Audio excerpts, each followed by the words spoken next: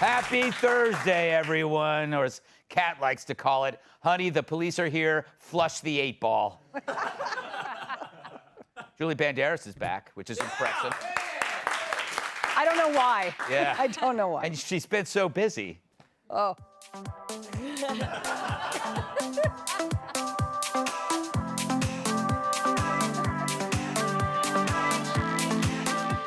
I get it, Julie, you got bills to pay, but you can ask. That's the best my abs have looked in years. Yes. I love that video. All right, enough.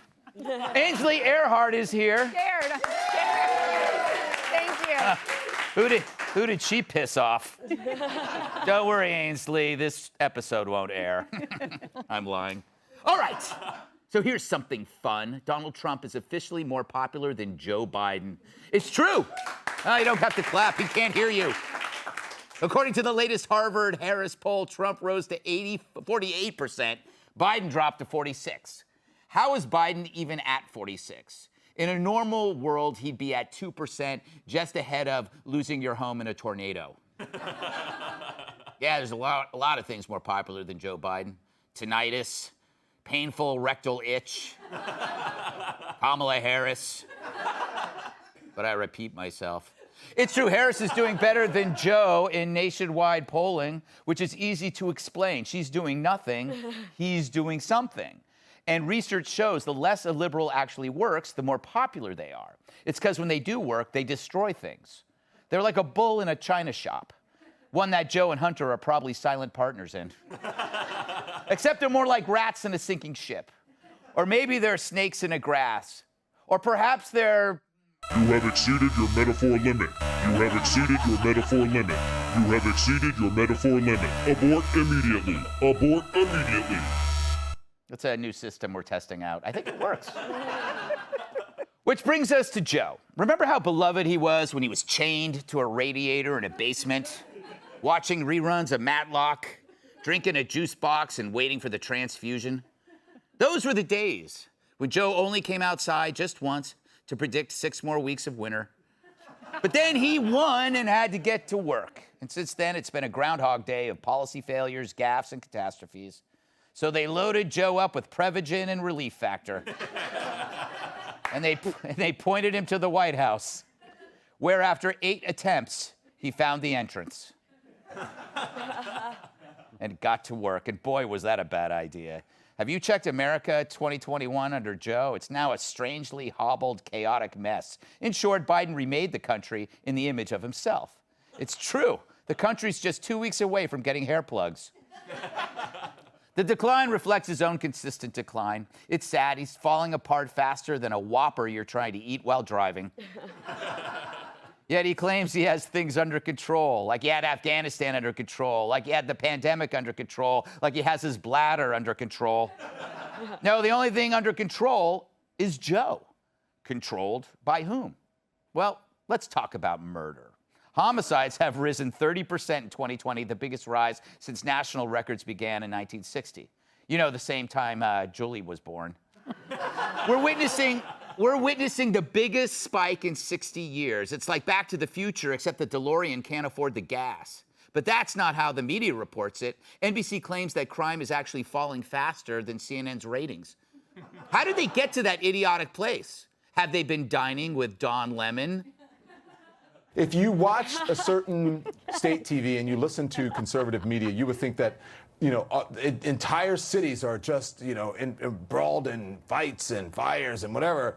We went out and had a great dinner in New York City tonight.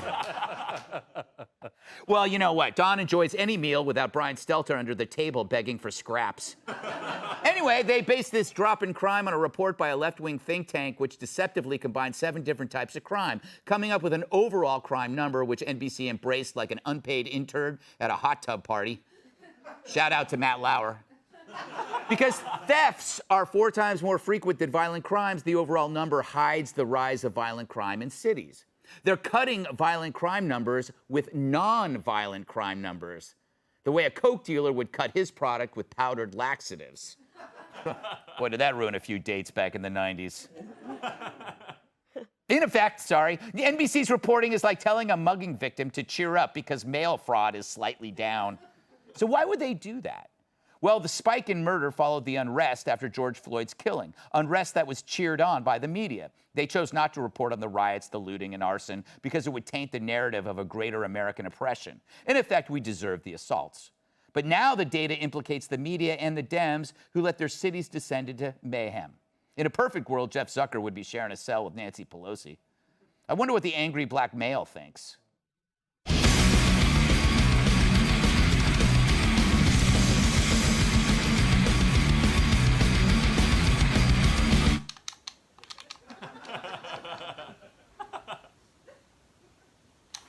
What up, Gutfeld?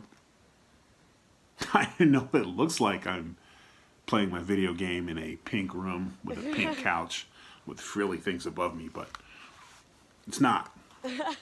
Don't believe your lying eyes. Believe me when I tell you it's a green room with camouflage, and I'm actually sitting on a cannon right now. So pay no attention to the facts in front of you. And for my next trick, I'm gonna piss down your back and tell you it's rain.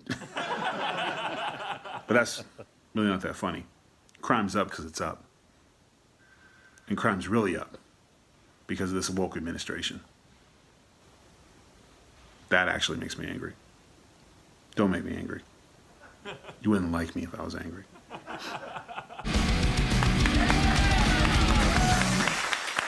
Then there's the border, or what used to be a border. For months, Fox sounded this alarm, but it was ignored because, it's Fox. We're evil. It's the greatest self-inflicted behavior I've seen since Shelley Long decided to leave Cheers. Imagine someone you dislike telling you something that could really help you, save your life, and you reject it because their politics don't align. Oh, excuse me, ma'am. You got a little something on your Okay, yeah, nice try, Mr. Red Hat. All right, I know what you guys are all about. Just trying to be helpful. Hey, excuse me, I was grabbing an orange shirt. Oh, you got a little lipstick. Yeah, well, you have a lot of hate in your heart. You disgust me. Hey, just dropping this off. Oh my God! You gotta come with me. The literal Grim Reaper is behind you. Look, I don't know how I can make myself more clear. I do not want to talk to you. You are on the wrong side of history. You're about to be on the wrong side of death. Come on. I don't want to talk to Hitler. I certainly don't want to talk to you. He's gonna kill you. Yeah, well, global warming's gonna kill us all if all you little red hats have your way.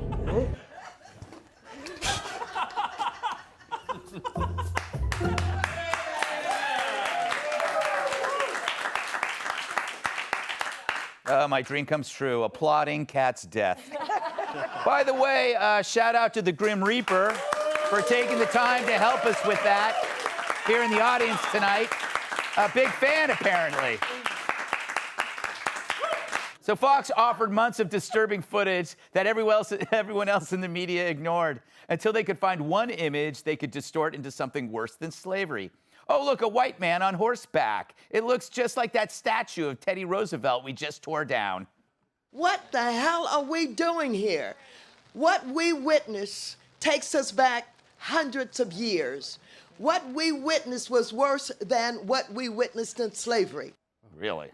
Apparently, thousands of blacks suffering in squalid conditions didn't matter to Mad Max until she could pin it on a white guy.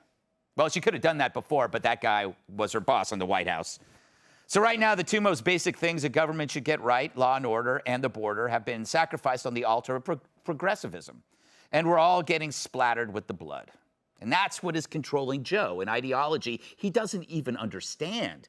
Joe is now unpopular because we can all see what many of us saw a year ago. Like one of Hunter's dates, this was just a trick. America was fooled into thinking he was as middle of the road as a squashed possum. But in fact, he was an empty vessel, like a newborn child's mind whose parents could fill with good or evil values. And now we're paying the price with a disintegrating border and a disintegrating president. But hey, at least he doesn't tweet.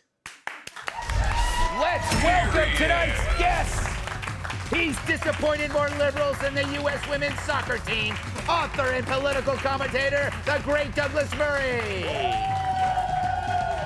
She's written 2 children's books, so she knows how to deal with tonight's panel. Co-host of Fox and Friends, Ainsley Earhart. She thinks outside the box unless it's boxed wine.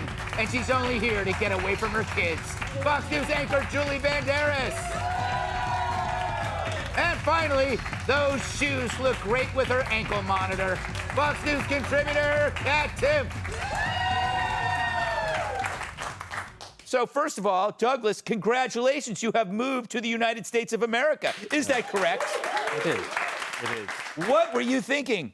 I feel like a salmon. I'm the one going upriver as everyone else is complaining that they want to leave this city. And I think that's flat out wrong. I think this is a great city. I think this is a great country. It's a great time to be here. And I'm not listening to the naysayers. There you go. What do you think of Joe Biden's performance so far? It's not been the best presidential start.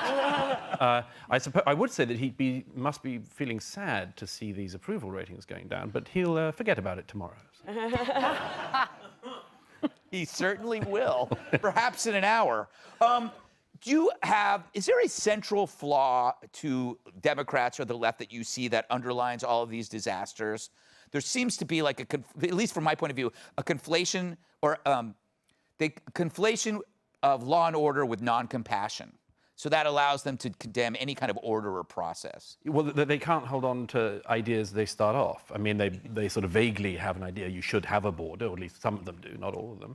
They have an idea you should have a border, but then they see a photograph from the border and they say, there's a man with something that looks like a whip. And then you go, no, that's a horse rein. And they go, well, in that case, we'll solve this by banning horses at the border. Yes. And it's not at all clear to me that solves anything. But No. that's a familiar pattern. They just find something like that to pick on. And this time the horses got it. But it could be anything. Blame the horses, Ainsley. That's what I always say. I mean, I'm telling you, buyer's remorse is a real thing. Have you ever bought anything that you regret buying? Yeah, so Sure, right? talk to the surgeon in the ER.